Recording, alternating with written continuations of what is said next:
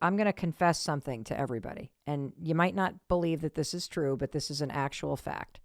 Mel Robbins does laundry when she runs out of underwear. That is when I do my laundry. And it's at that moment, because I do believe I deserve clean underwear. I'm beyond the days of college where I would sometimes turn them inside out. Don't tell me you haven't done that in a pinch, everybody. That's the tipping point. And I want to stay on this topic of why some of these simple or seemingly simple chores or tasks of taking care of yourself can be so daunting. And let's talk about showering, because one of the things that I noticed in the 56 pages of DMs that we received in a matter of 12 hours from our audience about feeling overwhelmed by chores or taking care of yourself. Showers kept coming up. I'm going to read some from our listeners. One of my first indicators that I'm slipping into a funk is I start avoiding showers. Perhaps it's a reflection of how I subconsciously view myself, but I can't even find the energy to want to. Another one, I say to myself, I can sit here and do nothing and feel like crap, or I can move and do things and feel crappy. But on my worst mental health days, even taking a shower is so incredibly exhausting. Here's another one. My self-doubt got so bad after a breakup at one point, even the thought of showering was exhausting. Can you help us understand why something that seems on the surface like something that you would do every day, it's not that big of a deal, is actually daunting? Well, it really comes down to brain science and the way that your brain works. I mean, we have the part of your brain that does things like make the decision to get up and do something, time management, changing your focus, shifting your focus back and forth, maintaining that motivation. All of these little things are called executive functions. And everyone has had the experience of maybe having a stressful day at work or a lot going on, and you're thinking and you're thinking and you're thinking, and you just hit a wall and your brain goes, I'm done. I'm not doing this anymore. I call that Tuesday. Yeah. And that happens to us. It happens to us under stress. It happens to us with sleep deprivation. It happens to us with physical pain. It happens to us if we've just had a lot to do that day. It happens to us if there's a lot of emotional things going on. And it happens to us if we have a disorder or a struggle that just biologically compromises those executive functions. So if we have ADHD, autism, PTSD, depression, anxiety, OCD, all of those things. And so we think showering is this simple two-step process. It's more like 35 steps. And when your executive functions are firing properly, it runs like autopilot. It runs like autopilot. I mean, think about getting on a plane and taking off, and you're thinking, okay, you get on the plane, you take off. But if you were to look at that from the perspective of the guy in the air traffic control, Yeah. and how much he's doing, you got these planes in the air, these planes here, move this plane over there, land this one, take off this one needs to stall, this one needs to go in a circle, and move this plane over there, and we have a service issue on this plane, so back it up off of this one, and I need this plane to kind of circle around for a while I address this. And that is how complex your brain is when it is trying to do even a simple task. And that is your executive functioning. It's trying to deal with your emotions, your thoughts, the time management, your behaviors. What behavior should it initiate? What feelings are coming in? What things do you need to what information do you need to consider about the rest of your day? I mean, it is that complex. Not to mention what the pilot's doing. Walk us through these invisible 35 steps, or at least the first couple, so that you really break this down and allow the person listening to understand that when you're overwhelmed, this isn't just hop in the shower and hop out. This is a series of conscious decisions and actions that you need to take at a moment in time where you already feel like you're moving in quicksand. So let's just break down something simple like showering or brushing your teeth. So wherever you are, you have to think about the shower. That's step one. Then you're going to have feelings about the shower, and you're going to have to navigate those feelings. And so however many steps that takes you, you're going to have some thoughts about whether or not you do or do not want to shower. And you're going to have to contend with those thoughts. So you just read those people's examples and you can hear their first step. Oh, I haven't done this in so long. Oh, what a piece of junk I am. I'm so dirty. I'm ashamed. I can't let anybody know about this. So already we're in a hard spot. Now we're having to contend with a bunch of emotions that make us feel like failures. And our brain is naturally going to want to go, nope, we need to move away. We need to move away from the thing that makes us feel like a failure. You are going to need to make a motor plan to stand up, and you're going to stand up. You're going to have to think about whether or not you have time to shower. Maybe you need to also deal with the time management aspect. Do you have time to take a shower? Short shower, long shower? What else do you have to do today? Do you need to go pick something up? You don't want to do that dirty, but you also want to go exercise. And so you don't want to do that clean. And you got to figure all that out in your brain. Where are the kids? What's happening with the dogs? Exactly. Is the roommate here? How much time do you have to shower? Do you need to set an alarm? Do you need to get some clean towels? Do you have clothes to wear? You need to think about what you're doing that day. That's a step, right? Like if I want to go to drop something off for my kid at school and I don't want to look dirty to do it, but also I wanted to go exercise and I don't want to go exercise clean. That seems silly. So you got to figure that out. This is all before we've even gotten to the bathroom, by the way.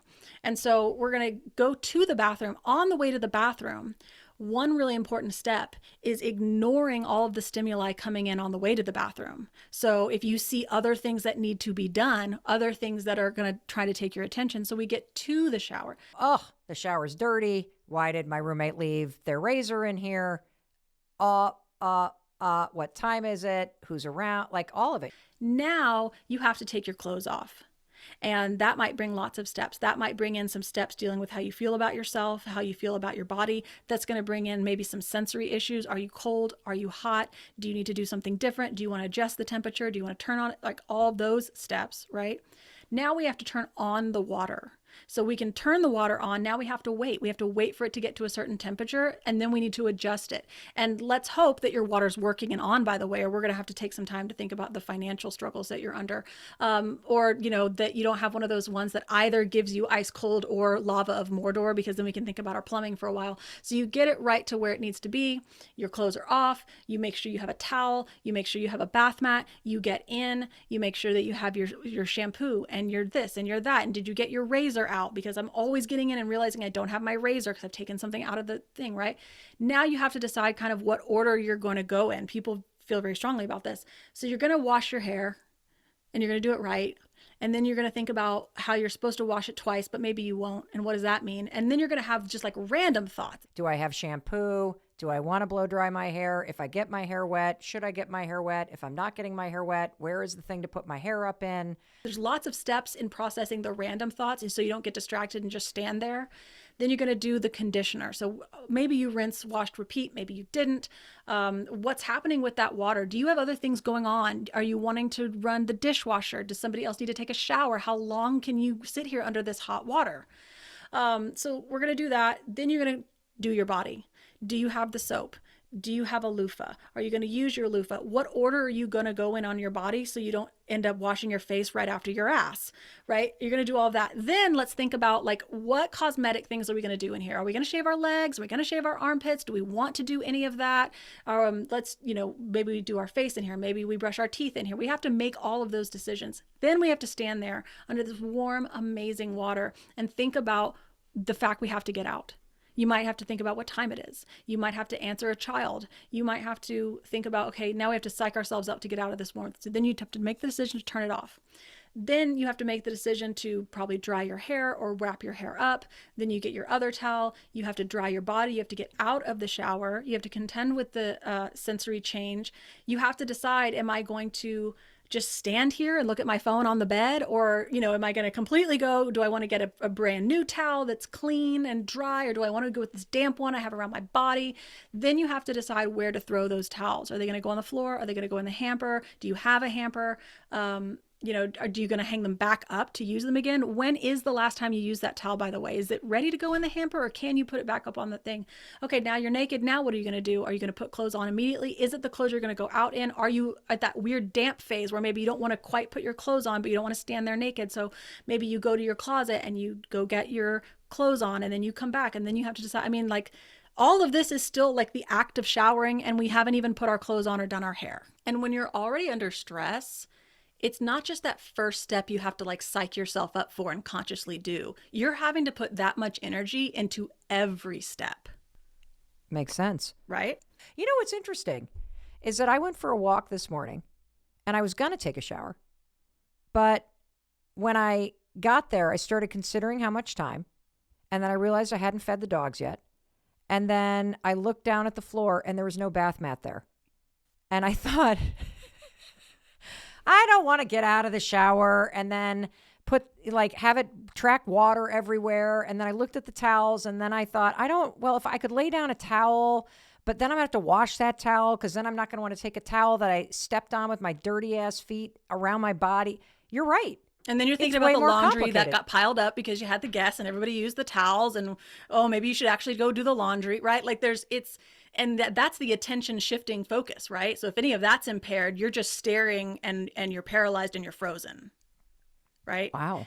Showers are also boring. Like, can we just get real? Like I enjoy them when I'm in them, sure, but they're freaking boring. There's nothing to look at. There's nothing to listen to. There's nothing to do but think your own thoughts. And if you don't want to be doing that, that's another like hard part about the shower. We haven't even touched whether you have any physical issues. Do you have pain in your body? Are you tired? Do you get lightheaded when you stand? Do you have, right? Like any of that. Wow. I hadn't even considered that. Another self-care kind of thing that a lot of people talked about was brushing their teeth. Mm-hmm. It's the number one thing that comes up when people talk about how the thing they are most ashamed to struggle with is brushing their teeth. Really? Mm-hmm. Why do you think that is, that they're ashamed of that? There's so much messaging around dirtiness and cleanliness when it comes to our body. To be dirty is to be gross, to be disgusting. And when you're struggling with that, we don't talk about that a lot. So you're thinking you're the only one struggling with it. You're the only gross one. And so you better not let anyone know how gross you are, because who would love such a gross person? And so now we're not just dealing with maybe some executive functioning or some mood issues or some frustration or whatever it is to go brush your teeth. We're dealing with the whole weight of what a piece of shit you are, that you can't get enough together to be a basic human being. Do you even deserve clean teeth? I mean, it just gets real dark real fast. Well, that's why I wanted to talk to you, because, the topic of shame and self-hatred or self-criticism is this big kind of heady topic. And I love your work because you're identifying the ways in which it creeps in an insidious way into the day-to-day aspects of our life. And if you're living your life in a way where I think all of us are, you see a pile of laundry, there's evidence that you don't have your act together. You see a dirty, messy house, there's evidence that you don't have your act together and you better not invite friends over. You see the fridge has sour milk in it like mine did this morning, it's evidence that you just can't get it done.